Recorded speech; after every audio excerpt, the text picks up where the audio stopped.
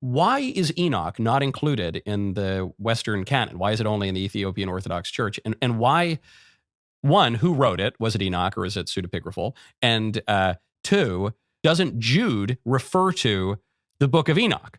And so if Jude refers to the book of Enoch, a book that is not canonical, then how can that be canonical? And what are we left with?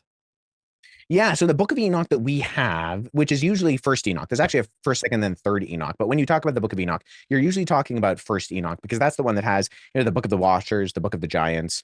And so that's the one that claims to be talking about Enoch, the grandfather of Noah. Now we know from the Jewish tradition that there is no overt indication that anybody actually considered it as having origins in divine inspiration. In fact, if you read some of the early Jews who wrote about it, guys like Josephus very overtly states that there were no books that were written before Moses that hold authoritative precedence. So it could not have been written before, Moses compiling the Torah. So it couldn't really be written by Enoch.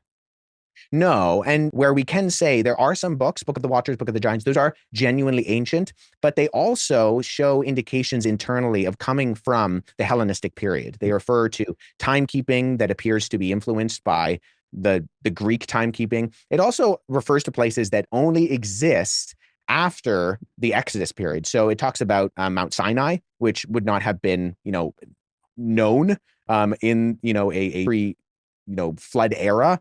And it clearly is a very popular book. It's debated whether Jude quotes it officially or just alludes to a something that's going on there, because what Jude includes is not necessarily a quotation that we can find from any of the Enochian documents, but he's clearly referring to something that his audience is aware of. But I would also point to the fact that Paul quotes Greek philosophers. He quotes Menander as he quotes a hymn to Zeus. And so you don't have to be quoting something that is scripture to be using a piece of literature that's applicable to your audience. Yeah.